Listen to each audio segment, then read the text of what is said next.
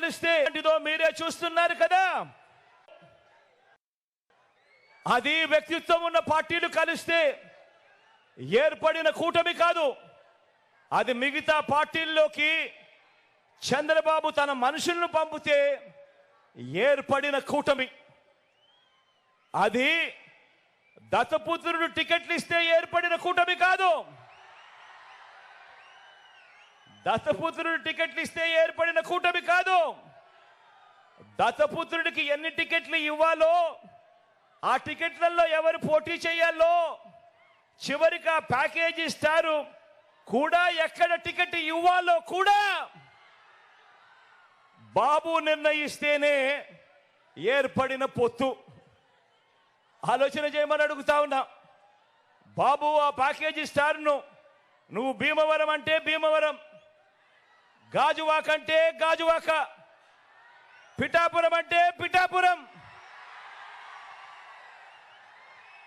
బాబు ప్రయోజనం కోసం ఎక్కడ నిలబెడితే బాబుకు ప్రయోజనం కలుగుతుంది అని అంటే అక్కడ నిలబెట్టడం. ఎక్కడ కావాలంటే అక్కడ బాబు సిట్ అంటే సిట్టు, స్టాండ్ అంటే స్టాండు. ఎక్కడ కావాలంటే అక్కడ బాబు జగన్ను కొట్టు అంటే కొట్టు.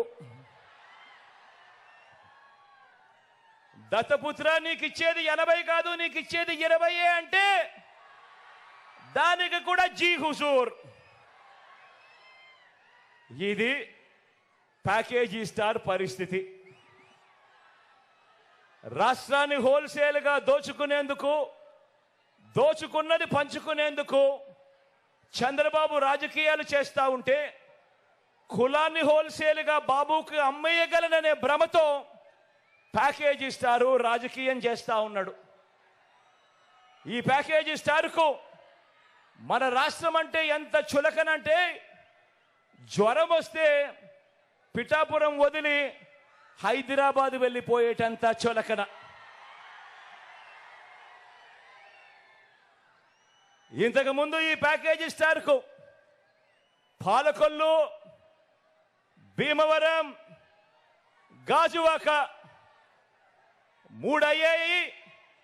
ఇప్పుడు పిఠాపురం. నా ప్రాంతమైన ప్రేమ ఉండదు, ఏ ప్రాంతమైన ప్రేమ ఉండదు. ఈ మ్యారేజీ స్టార్కు ఏ భార్య అయినా ప్రేమ ఉండదు.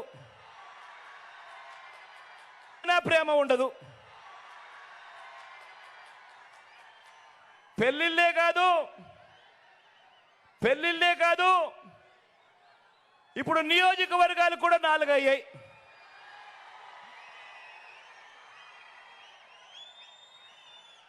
మామూలుగా ఇక్కడ ఒక సామెత ఉంది, చాలా ఫేమస్ సామెత కూడా. పెళ్లికి పిఠాపురట్టుకుని వెళ్ళాడన్నది సామెత. ఆ పిల్లిని చంకన పెట్టుకొని వెళ్ళింది ఎవరా అని ఇంతకాలం ఎవరికి అర్థం కాలేదు. కానీ ఇప్పుడు అర్థమైంది, చంద్రబాబు తన చంకలో ఉన్న ఆ పిల్లిని ఇప్పుడు పిఠాపురంలో వదిలాడు అని.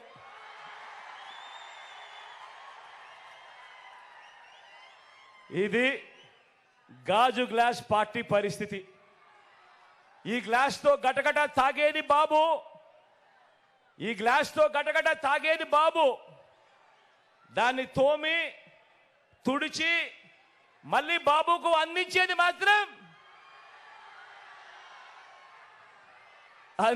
మాత్రం ఈ ప్యాకేజీ ఇస్తారు. ఇక ఈ కూటమిలో